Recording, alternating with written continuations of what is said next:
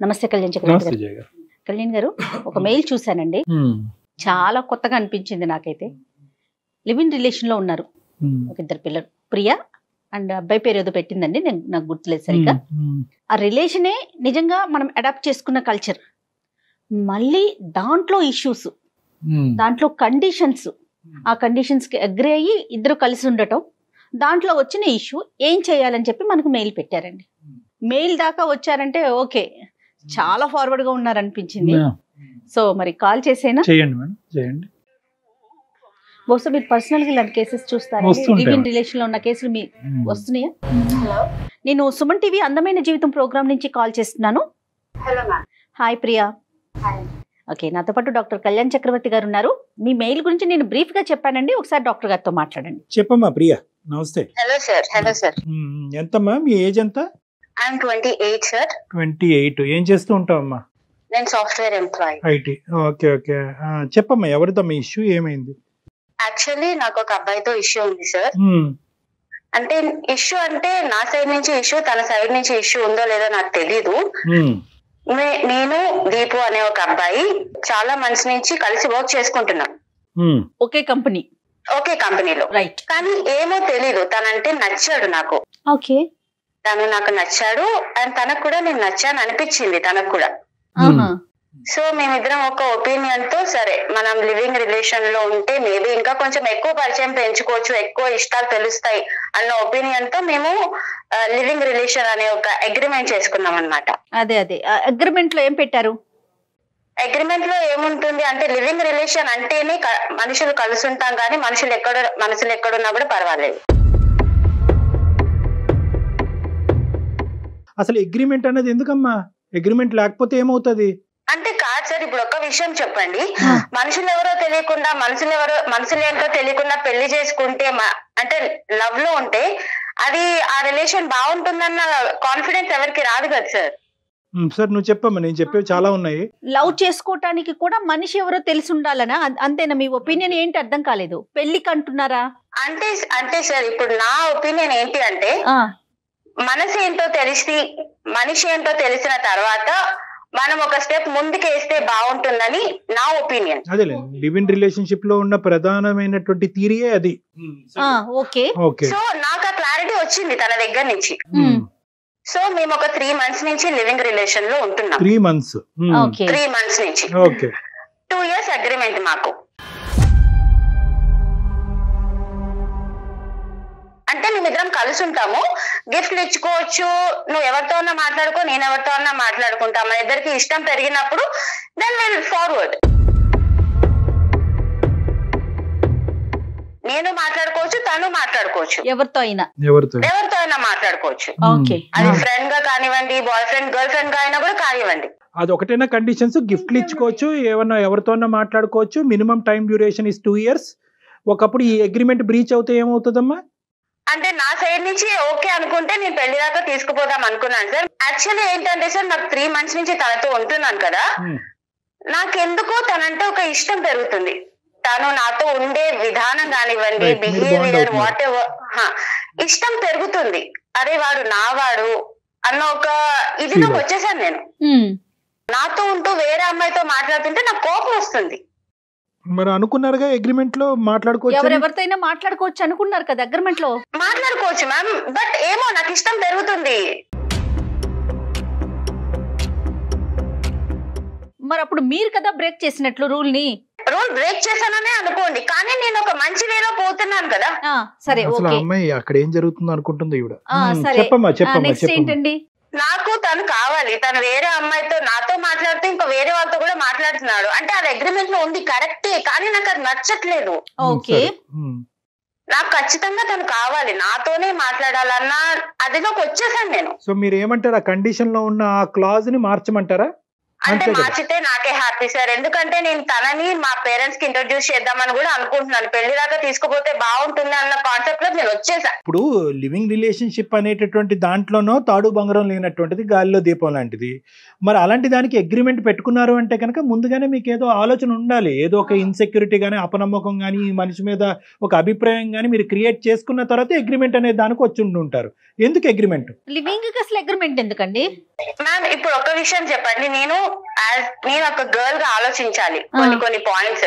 ఏంటి అంటే if in case ఈ 3 months లో కానివ్వండి 2 years లో కానివ్వండి నేను ఒకవేళ కన్సీవ్ అయినా కూడా, ఇఫ్ ఇన్ కేస్ ఇంకోటి ఏదైనా దారి వచ్చినా కూడా, ఏదైనా ప్రాబ్లం వచ్చినా కూడా నాకు ఇది ఒక ఎవిడెన్స్.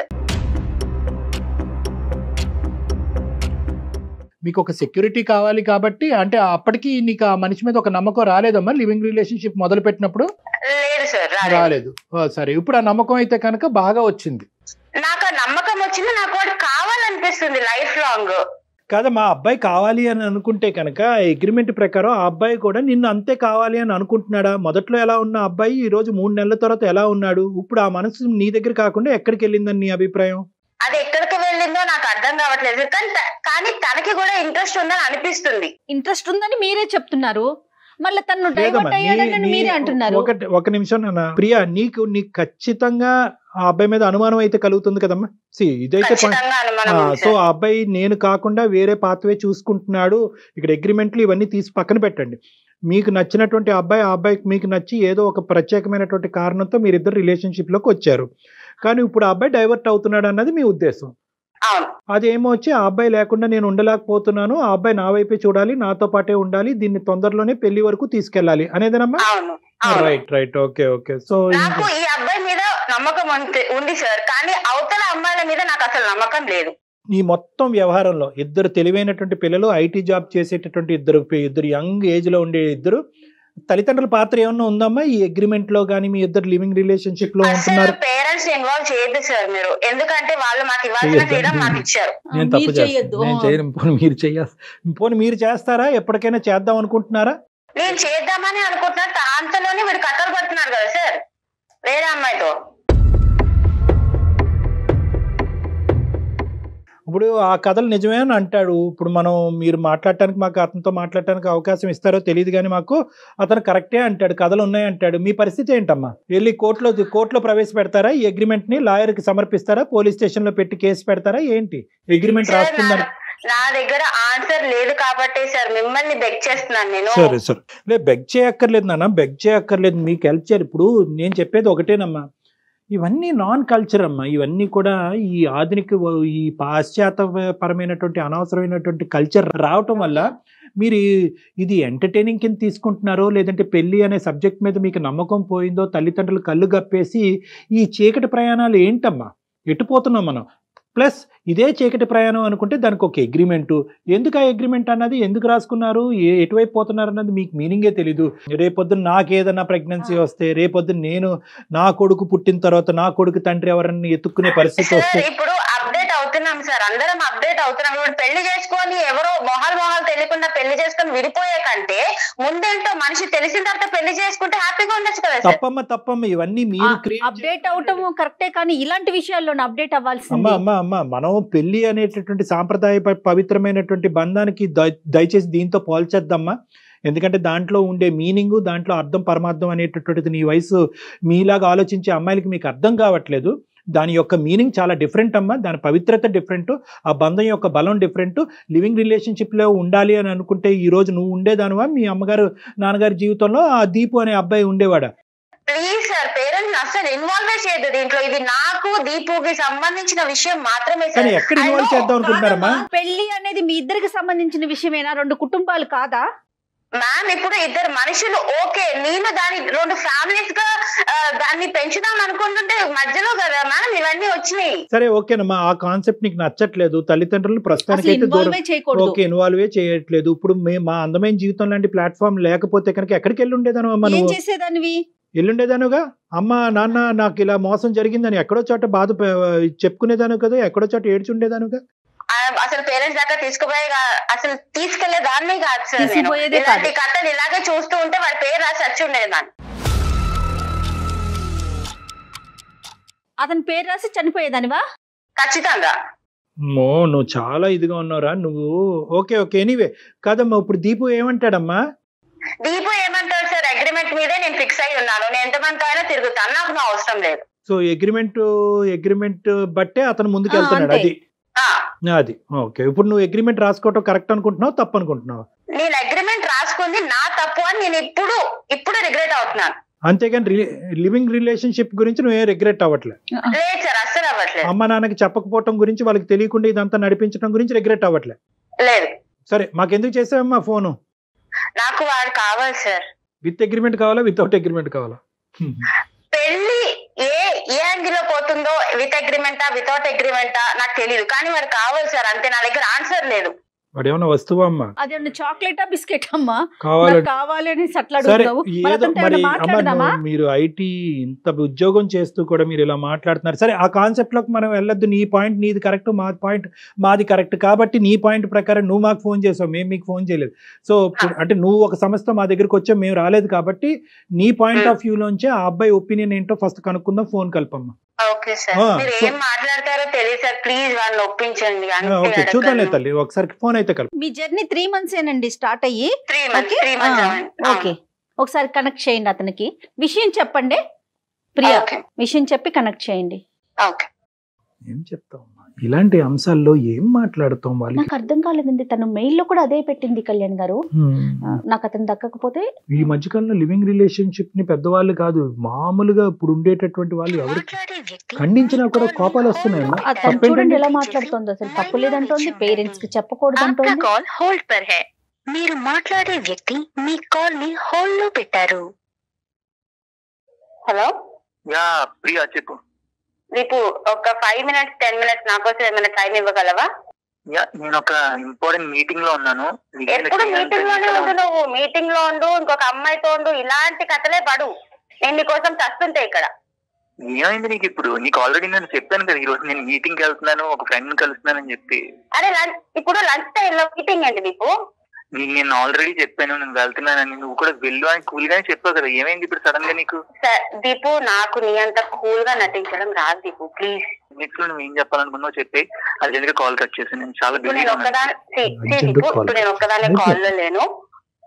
నేను మన ఇష్యూ ఇంకొక ఇద్దరి దగ్గరికి తీసుకొని వెళ్ళాను. ఇప్పుడు అంత పెద్ద ప్రాబ్లం ఏమొచ్చింది? ఇంకొకరి దగ్గర తీసుకెళ్తాం ఏంటి? అసలు నాకు అర్థం కావట్లేదు. నువ్వు ఏం చేస్తావు? ఒకటి చెప్పు, నేనంటే నీకు ఇష్టమా లేదా? ఇష్టం అంటే ఇష్టం లేకుండా ఎందుకు కలిసి ఉంటాం, ఫ్రెండ్లీగా ఉంటాం చెప్పు కదా. మరి నేను ఇష్టం అన్నప్పుడు వేరే ఇంకొక అమ్మాయితో ఎందుకు మాట్లాడుతున్నావు? వేరే ఇంకొక అమ్మాయితో మాట్లాడితే it's none of your business. మనం అనుకుంటున్నారు ఆల్రెడీ కాంట్రాక్ట్ లో ఏమనుకున్నాం, ఒకరి పర్సనల్ లైఫ్ లోకి ఇంకొకరు ఎంటర్ అవ్వకూడదని రాసుకునే వచ్చాను కదా ఇందులోకి. రాసుకొని వచ్చాను దీపు, కానీ నువ్వంటే నాకు ఇష్టం అవుతుంది దీపు. నువ్వు ఇలా ఎమోషనల్ గా అనవసరంగా మాట్లాడు. నువ్వు ఎమోషనల్ గా మాట్లాడుతుంటే నాకు నవ్వు వస్తుంది, కామెడీగా ఉండదు నువ్వు మాట్లాడు. అంటే నాతో ఇప్పుడు ఎమోషనల్ గా ఉండవు, ఇంకొక అమ్మాయితో ఎమోషనల్ గా ఉంటావు నా ముందు. అది నేను చూస్తూ ఉండాలి. నేను మాట్లాడచ్చా ప్రియా? నేను మాట్లాడచ్చమ్మా? దీపు సార్ చెప్పండి సార్. హలో నాన్న, నా పేరు డాక్టర్ కళ్యాణ్ చక్రవర్తి. నాతో పాటు సీనియర్ యాంకర్ జయ గారు ఉన్నారు. మేము అందమైన జీవితం అనే వేదిక నుంచి మాట్లాడుతున్నాము. ఓకే, సో బేసికలీ ఏంటంటే ఇది ఏదో మిమ్మల్ని భయపెట్టాలనో థ్రెట్ చేయాలనే ఉద్దేశం కాదు. ఇది ఒక సానుకూలమైన వాతావరణంలో ఏదైనా ఇష్యూని రిజాల్వ్ చేసేటటువంటి మంచి ఉద్దేశంతో మొదలుపెట్టిన ప్రోగ్రామ్. సో ఇక్కడ నువ్వేమి అవమానకరంగానో లేదంటే ఇబ్బందికరంగానో ఫీల్ అవ్వాల్సినటువంటి అవసరం లేదు. ప్రియా ఏమొచ్చి 3 points చెప్పిందన్న. ఏంటంటే మీరిద్దరు లివింగ్ రిలేషన్షిప్ లో ఉన్నారు. ఆ లివింగ్ రిలేషన్షిప్ ని విత్ అగ్రిమెంట్ గా ముందుకు తీసుకెళ్లటం గురించి ఒక అగ్రిమెంట్ రాసుకున్నారు. ఆ అగ్రిమెంట్ లో ఉన్న ఒక పాయింట్ ఏంటంటే మీరు ఎవరితో అన్నా మాట్లాడచ్చు, తను ఎవరితో అన్నా మాట్లాడచ్చో ఇంకా ఏమున్నాయో మాకు తెలీదు. కానీ ఇప్పుడు ఆ అగ్రిమెంట్కి భిన్నంగా, ఇప్పుడు మీరు చెప్పినటువంటి పాయింట్, ఆ అగ్రిమెంట్ భిన్నంగా ఈరోజు మీరు వేరే ఒక అమ్మాయితో మాట్లాడటం అన్నది ఈ అమ్మాయి సహించలేకపోతుంది. తన ప్రేమ అనేటటువంటిది నిజమా, మీరు ప్రేమించటం అన్నది నిజమా అబద్ధమా అనేటటువంటి క్వశ్చన్ మార్క్ తన మనసులో ఏర్పడింది. సో తను ఏంటంటే ఫర్ యువర్ ఇన్ఫర్మేషన్, ఎవరైనా ఎవరితోనైనా రిలేషన్షిప్ లోకి వెళ్ళొచ్చు while we are in living relationship లో ఉన్నప్పుడు. ఒకళ్ళు ఎవరైనా ప్రేమించవచ్చు, వాళ్ళ గురించి వాళ్ళు క్వశ్చన్ చేయడానికి సరిపోరు ఒకరికొకరు. That's the point in our contract actually. So మాట్లాడుకోవటం వరకే కాదు, ఈ పాయింట్ అయితే మాకు ప్రియా చెప్పలేదు, వేరే సంబంధాలు కూడా మీరు పెట్టుకోవచ్చు అనమాట. యా అవును సార్, అదే ఉంది కాంట్రాక్ట్ లో. మరి మీదేమంటారు? మీదేమంటారండి? లివింగ్ రిలేషన్షిప్ అండి. ఒక లివింగ్ రిలేషన్షిప్ లో ఉండేటటువంటి వాళ్ళు ఎన్ని లివింగ్ రిలేషన్షిప్స్ లో అయినా వెళ్ళొచ్చు. ఒకళ్ళ లైఫ్ ని ఇంకొకళ్ళు కమాండ్ చేయడానికి, రెస్పెక్ట్ చేయడానికి ఇష్టపడినప్పుడే కదా సార్ ఇలాంటిది ఎంచుకుంటాం. మ్యారేజ్ చేసుకుంటే ఒకరి మీద ఒకరు డిమాండ్ చేసుకుంటారు, లవ్ ఉంటే ఒకరి మీద ఒకరు డిమాండ్ చేసుకుంటారు. ఇక్కడ ఎమోషనల్ గా ఫీల్ అవడానికి తావే లేదు సార్. అసలు ఎమోషనల్ గా ఫీల్ అవ్వకూడదు, we are just like friends with benefits అంటారు కదా, అలా అన్నమాట. ఏంటది ఫ్రెండ్స్ విత్ బెనిఫిట్స్? అదొకటి అదేంటి, దానికి లివింగ్ రిలేషన్షిప్ కి తేడా ఏంటి? ఫ్రెండ్స్ విత్ బెనిఫిట్స్ అంటే సార్ ఉన్న ఫ్రెండ్స్ తో ఏమైనా చేసుకోవచ్చు, లివింగ్ రిలేషన్ అంటే కొత్త మనుషులతో ఏమైనా చేసుకోవచ్చు. ఈ చేసుకోవటాలేంటమ్మా, చేసుకోవటాలేంటో, ఏమైనా చేసుకోవటాలేంటో ఏం మాట్లాడుతున్నారు తల్లి? మ్యామ్ మీకు చెప్పాలంటే ఇండైరెక్ట్ గా కూడా చెప్పొచ్చు, బట్ డైరెక్ట్ గా చెప్తేనే మీకు అర్థం అవుతుంది కదా మ్యామ్. పర్వాలేదమ్మా. అమ్మ కాదు దీపు, ఒక నిమిషం నాన్న, ఈ అగ్రిమెంట్లు, ఈ లివింగ్ రిలేషన్షిప్, ఇంకోటి ఏదో అన్నారు ఏంటి, ఫ్రెండ్స్ ఫర్ బెనిఫిట్ ఏంటో, ఈ భయంకరమైనటువంటి భాష మాకు అర్థం కావట్లేదు, ఉన్న బుర్రలు కాస్త పోతున్నాయి. నేను చెప్పేది ఏంటంటే, ఈ అమ్మాయి అంటే నీకు అగ్రిమెంట్ రాసుకున్న ముందు కానీ అగ్రిమెంట్ రాసుకున్న తర్వాత కానీ ప్రియా అంటే నీకు ఒక ఇష్టము, ఒక ప్రేమ అనేది ఉందా లేదా? ఉంటే ఎక్కడ, ఎంతవరకు ఉంది? ఇప్పుడు ఆ ప్రేమ కాస్త ఏమైంది? ఈ లివ్ ఇన్ రిలేషన్షిప్ అనే కాన్సెప్ట్ మొదలవుతే కనుక ఆ అమ్మాయి ఏమంది అనుకుంటే కనుక ఇదే వాతావరణం కంటిన్యూ అయ్యి ఒక నమ్మకం ఏర్పడితే కనుక అది పెళ్లి కింద మార్చుకుందామని ఆ అమ్మాయి అంది. నీకు కూడా అదే ఉద్దేశంతో మొదలు పెట్టావా, లేదంటే లివ్ ఇన్ రిలేషన్షిప్ ఎల్లకాలం లివ్ ఇన్ రిలేషన్షిప్ లాగే ఉండాలనే అభిప్రాయంతో వేరే ప్లాట్ఫామ్ దొరికేంత వరకు ఇందులో కంటిన్యూ అవుదాం, తర్వాత అందులోకి దుంకేద్దాం అనుకున్నావా? అయ్యో సార్, అసలు నేను ఆ టైప్ లో అసలు ఆలోచించడం కూడా ఆలోచించలేదు సార్. నీ అభిప్రాయం చెప్పు. ఫ్రమ్ ద డే వన్ నాకు ఆ అమ్మాయి మీద ఎటువంటి ఎక్స్పెక్టేషన్స్ లేవు, ఎటువంటి ఫీలింగ్స్ కూడా లేవు. ఫీలింగ్స్ లేనప్పుడు ఎందుకు సైన్ చేసే అగ్రిమెంట్ లో దీపు? ఫీలింగ్స్ లేవు కాబట్టి ఆ అగ్రిమెంట్ చేసుకున్నాం కదా ప్రియా. ఫీలింగ్స్ లేకుండా నువ్వు నాకు ఐ లవ్ యూ చెప్తావా? ఫీలింగ్స్ లేకుండా నువ్్ నాకు ఐ మిస్ యూ చెప్తావా దీపు? లివింగ్ రిలేషన్ లో ఉన్నా కూడా ఐ లవ్ యూ చెప్పుకోవచ్చు. I don't mean it. ఇది ఒక లివింగ్ రిలేషన్షిప్ అని చెప్పి నీకు ఆల్రెడీ ఒక ఐడియా ఉంది. నేను దాని ప్రకారం ఒక మ్యూచువల్ కన్సెంట్ తోటి ఇద్దరం సైన్ చేసుకున్నాం. దాని ప్రకారం నడుచుకోకుండా మళ్ళీ మధ్యలో ఎమోషనల్ ఎందుకు అవుతున్నావు? దీపు నాకు తెలియదు దీపు, నాకు అంటే ఇష్టం పెరుగుతుంది. నేను ఏం చేయమంటావు? మన ఇద్దరి రిలేషన్ బాగుంటే మా పేరెంట్స్ కి చెప్దాం అనుకున్నా దీపు. సో చూడు, నువ్వు మాట్లాడుతుంటే అది చాలా సిల్లీగా ఉంది. ఎందుకంటే నీకు గర్ల్స్ కన్నా బాయ్ బెస్టీస్ ఎక్కువ. ఒకేసారి నలుగురితో వీడియో కాల్ చాట్ చేయడం, లేకపోతే ఒకేసారి నలుగురితో చాట్ చేయడం, ఇవన్నీ పక్కన నీతో ఉన్న లివింగ్ రిలేషన్ లో నేను వాళ్ళతో లేను దీపు.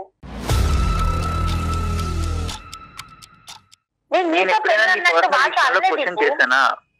క్వశ్చన్ చేయలేదు. ఓకే, నేను క్వశ్చన్ చేయట్లేదు, చెయ్యను కూడా. కానీ నా పాయింట్ ఏంటంటే, మన అగ్రిమెంట్ పక్కకు పెడితే నాకు నువ్వు అంటే ఇష్టం పెరుగుతుంది. దాన్ని ఏం చేయమంటావు ఇప్పుడు చెప్పు? దానికి నేనేం చేయను. నువ్వు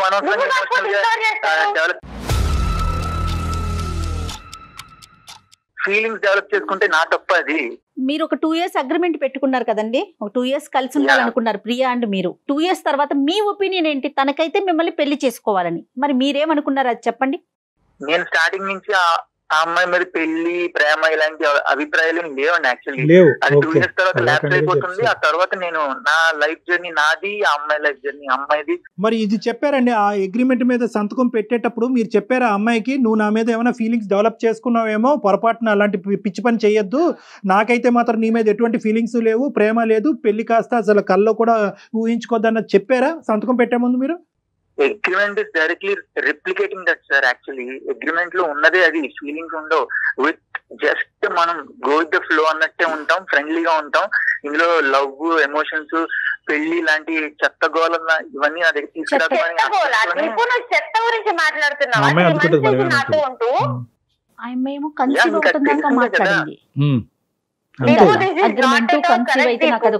ఉంటుంది ప్రూఫ్ అని.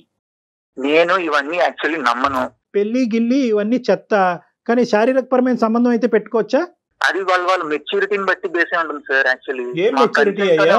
పెళ్లి గిల్లి ఇవన్నీ చెత్త అనుకునేటటువంటి వాళ్ళకి ఏం మెచ్యూరిటీ ఉందని మనం మాట్లాడాలి ఇక్కడ. సరే ఇవన్నీ పక్కన పెట్టు, అగ్రిమెంటు ఇదంతా కూడా సమాజం ఎంత భ్రష్టు పట్టిపోయిందో అన్నది ఇప్పుడు మళ్ళీ అర్థం అవుతుంది మనకి. ఇవన్నీ పక్కన పెట్టు. ఇప్పుడు ఈ రోజు ఆ అమ్మాయి నిన్ను మనసారా ప్రేమిస్తున్నాను, నువ్వే జీవితం అని అనుకుంటుంది. ఇంకొక మాట కూడా అంది, ఒకప్పుడు మీరు లేకపోతే కనుక తన జీవితంలో మీరు చాలా నచ్చారంట, మీ చనిపోయేంత వరకు ఆ అమ్మాయి సూసైడ్ చేసుకునేంత వరకు కూడా ఆలోచిస్తుంది ఆ అమ్మాయి. ఇప్పుడు మీరేమంటారు? మీరు రాసినటువంటి అగ్రిమెంట్కి ఒక సైంటిఫిక్, ఒక లీగల్, ఒక సోషల్, ఒక మోరల్, ఎటువంటి వాల్యూస్ లేవు. అది ఒక చిత్తు కాగితం కంటే వేస్ట్. అది పక్కన పెట్టండి. ఈరోజు ఇద్దరు మనుషులు, 2 మనసులు, 2 మనస్తత్వాలు, మీరిద్దరు కలిసి ప్రయాణం చేస్తే బాగుంటుంది కాదని ఆ అమ్మాయి అనుకుంటుంది. తల్లిదండ్రులకి తెలిసినా తెలియకపోయినా అది వేరే విషయం. వాళ్ళకి ఎప్పుడు చెప్పాలి చెప్పకూడదు అన్న తర్వాత చూద్దాం. ఈ రోజు ఆ అమ్మాయి పరిస్థితి ఏంటి, నీ మనసులో ఉద్దేశం ఏంటి అది చెప్పు. నాకు అమ్మాయికి ఎటువంటి ఫీలింగ్స్, ఈ మధ్యలో ఏం జరిగింది అనేది నాకు అస్సలు అయితే ఒక్క ఐడియా కూడా లేదు. మేమైతే చాలా తప్పుగా మాట్లాడుతున్నావు. ఐడియా లేకుండానే 3 నెలల పాటు అమ్మాయితో జర్నీ చేసావా? నిజంగా ఏ ఉద్దేశంతో అమ్మాయితో పాటు ఒక రూమ్ లో ఒక షేర్ చేసుకున్నారు?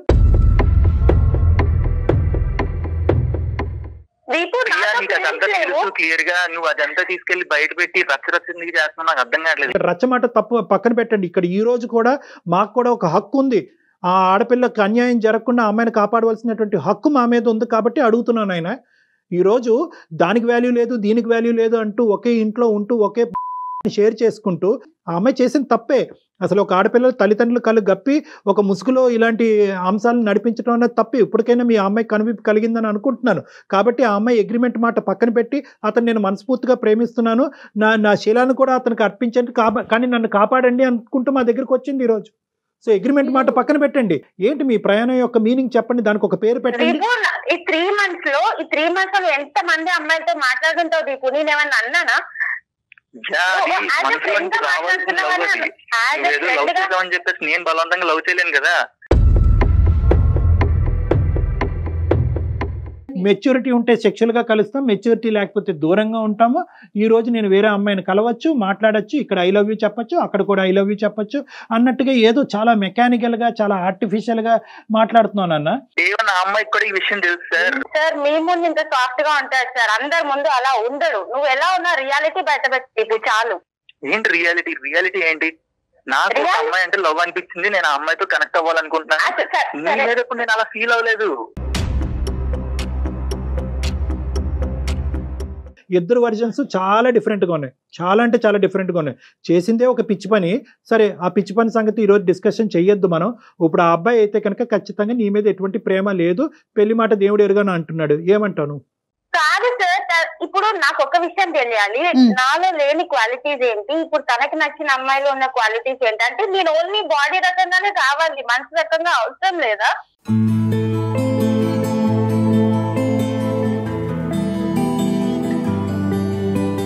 దీపు అమ్మాయికి ఉన్న ఒక్క క్వశ్చన్, అది నువ్వు క్లారిటీ ఇవ్వాలి. వేరే అమ్మాయి వచ్చిన తర్వాత ఈ అమ్మాయి మీద ప్రేమ పోయింది అన్నట్టు ఈ అమ్మాయి అనుకుంటుంది. నువ్వేమంటున్నావు? మొదటి నుంచి ప్రేమ ఉంది, మధ్యలో పోయిందా, లేదంటే మొదటి నుంచి ప్రేమ లేదా? ఆ అమ్మాయి మీ దగ్గరికి ఏ ఉద్దేశంతో వచ్చిందో నాకు తెలియదు కానీ sir, she's not mentally stable. మీ కౌన్సిలింగ్ ఇచ్చేసి పంపించేసండి ఆ అమ్మాయిని. ఈ అమ్మాయిని మేము కౌన్సిలింగ్ ఇచ్చి పంపించేస్తాం. నువ్వు ఆ అమ్మాయితో ఏం చేద్దాం అనుకుంటున్నావు? ఇంకో అమ్మాయి ఎవరో ఉందిగా, ఆ అమ్మాయితో మళ్ళీ ఫ్రెష్గా లివింగ్ రిలేషన్షిప్. ఆ అమ్మాయి తర్వాత ఆ అమ్మాయి కూడా ఇదే బాటను వస్తే ఆ అమ్మాయికి కూడా నేను కౌన్సిలింగ్ ఇచ్చి పంపించేయాలా? ఇదేనా నా పని? మరి నువ్వు మెంటలీ స్టేబులా? నాకు కోపం వస్తుంది. ఆడపిల్లల జీవితాలతో ఆడుకునేవాడు నువ్వు మెంటలీ స్టేబులా? పిచ్ అగ్రిమెంట్లు రాసుకుంటూ అమ్మాయిని మోసం చేయడం కాదా ఇది?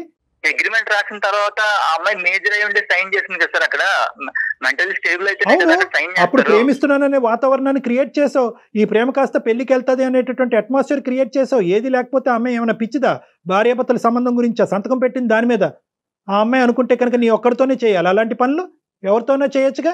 అంతకుముందు మీరిద్దరు కొలీగ్స్గా ఉన్న ఇద్దరు ఒకరికొకరు నచ్చారు, ప్రేమ డెవలప్ అయిన తర్వాత పిచ్చోళ్ళలాగా అగ్రిమెంట్ రాసుకున్నారు. ఇప్పుడు అగ్రిమెంట్ని నువ్వు డిస్క్వాలిఫై చేసి నువ్వు వేరే అమ్మాయితో వెళ్తున్నావు. ఇది వాస్తవం.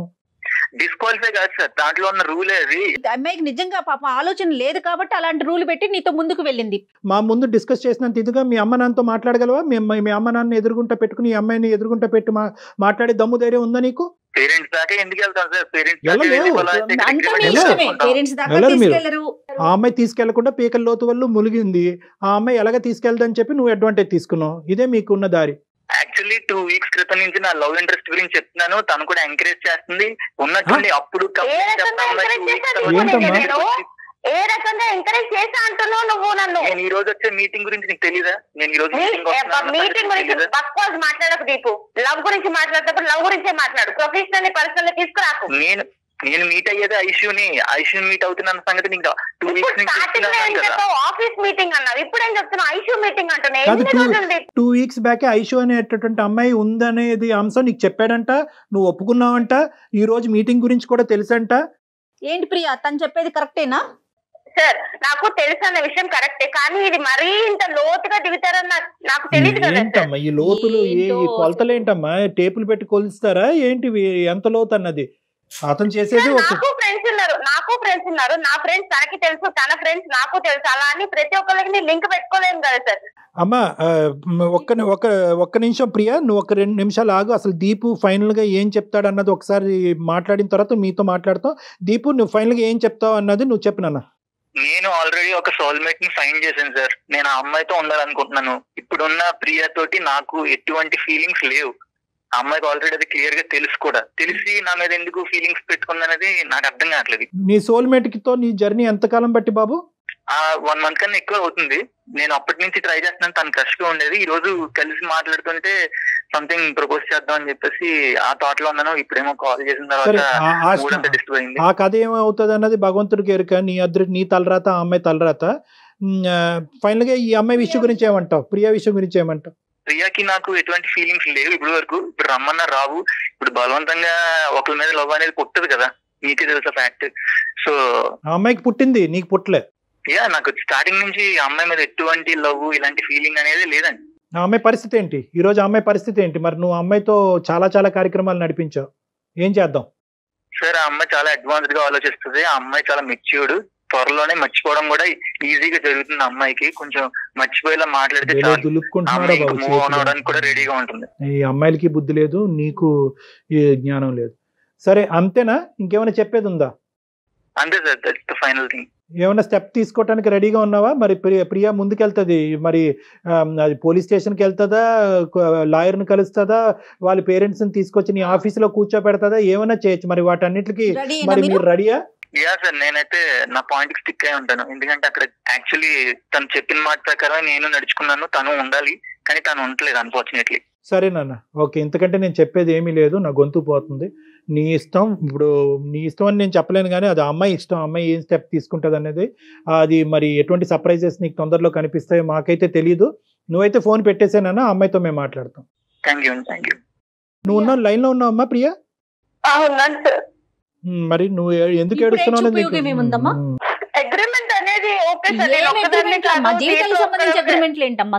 అమ్మా ఏంటమ్మా అగ్రిమెంట్? 4 గీసుకోవటానికి పనిచేస్తుందమ్మా అది?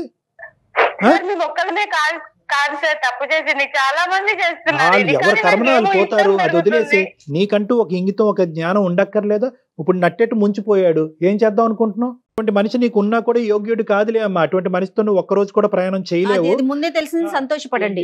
ఇటువంటి మనిషి ఈ రోజు ఇలా పోతున్నాడు అనేది నీకు ఒక శుభ సూచకం. మర్చిపో, ఇది ఒక పీడకల. ఇప్పుడు వరకు జరిగింది అన్నది ఒక పీడకల. ఇక్కడి నుంచి ఇది ఒక శుభ సూచకం. నువ్వు మాకు ఫోన్ చేయకపోతే ఏమై ఉండేది? వాడు వెళ్ళిపోయాడు అనే ఉద్దేశంతో నుయ్యో గొయ్యో చూసుకునేదానివి. ఆ మనిషి యొక్క అసలు రంగు ఏంటన్నది నీకు క్లియర్ కట్గా అర్థమైంది. మేము కూడా అది సర్టిఫై చేస్తున్నాం. అటువంటి మనిషి నీకు కరెక్ట్ కాదని చెప్తున్నావు. నీ వేరే గోల్స్ పెట్టుకుని నువ్వు ముందుకెళ్ళు అని చెప్తున్నావు. ధైర్యంగా ముందుకెళ్ళు. నాకు కావాలి అనే ఆప్షన్ నుంచి బయటకు వచ్చేసేయండి. ఖచ్చితంగా నిన్ను స్వచ్ఛంగా ప్రేమించి, నువ్వంటే నమ్మి, నీకు కావలసినటువంటి బెటర్ హాఫ్ నీ దగ్గరికి తొందరలోనే వస్తాడు. మీ తల్లిదండ్రుల సమక్షంలో నువ్వు ఇప్పటికైనా ఇంకో తప్పు చేయకుండా పెళ్లి, పార్ట్నర్ అనేటటువంటి అంశాలు ఎప్పుడన్నా ఆలోచించినట్టుగా అయితే కనుక అది దయచేసి నీ బుర్ర వాడద్దు. మీ తల్లిదండ్రుల బుర్ర వాడి వాళ్ళు తీసుకొచ్చే సంబంధాన్ని చేసుకో. ఏంటన్నా? లేదమ్మా, అసలు 0.5% ఆశ కూడా కనిపించట్లేదమ్మా. ఇంకోసారి మోసపోవటానికి నువ్వు రెడీ అవుతున్నట్టు నాకు అనిపిస్తుంది. నువ్వు ఇంకోసారి మోసపోవటానికి కూడా నేను రెడీ అంటే కనుక అతను కాళ్ళ వేళ్ళ పడి ఇంకో విధంగా భయపెట్టి, బాధ పెట్టి, కేసులు పెట్టి అతన్ని లొంగ తీసుకుని మనం కావాలంటే నీ దగ్గర పెట్టచ్చు. ఎన్ని రోజులు? 3 రోజులు ముచ్చట. మళ్ళీ యథారాజ తథా ప్రజ. అగ్రిమెంట్లు ఏంటి, లివిన్లు ఏంటి? సరే, అయ్యింది ఏదో అయింది, అయిపోయింది, దాన్ని వదిలేసేయండి. చక్కగా ఫ్రెష్ గా కొత్త జీవితాన్ని స్టార్ట్ చేయండి. ఏనా? ఓకేనా? ధైర్యంగా ఉండాలి. నీ అదృష్టం ఏంటంటే నువ్వు ఎవరినైతే సోకాల్డ్ ప్రేమ అనే భావంతో ముందుకెళ్తున్నావో ఆ మనిషి యొక్క క్యారెక్టర్ నీకు ముందుగానే తెలిసింది. సో ఇప్పటికైనా కూడా అమ్మ పేడ విరగడైపోయిందిరా బాబు అని చెప్పి ధైర్యంగా ముందుకెళ్ళి. Okay, all the best. Right, thank you.